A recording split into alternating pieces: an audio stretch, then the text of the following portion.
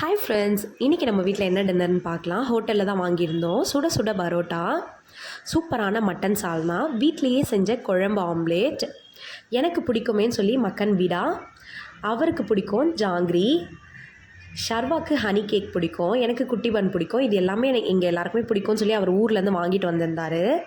வாங்க சாப்பிட்டுட்டு எப்படி இருக்குன்னு சொல்கிறேன்.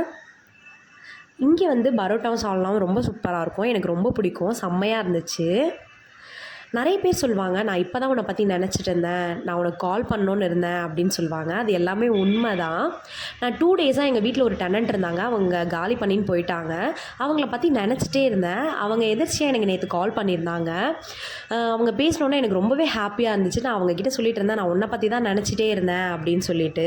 நம்ம யாரை பற்றி நினைக்கிறோமோ அவங்களோட நம்ம வந்து கனெக்ட் ஆகுறோம் ரொம்பவே அதிகமாக. நம்மளோட சேனல் சப்ஸ்கிரைப் பண்ணுங்கள், பெல் பட்டனை கிளிக் பண்ணுங்கள், மறக்காத லைக் பண்ணுங்கள்.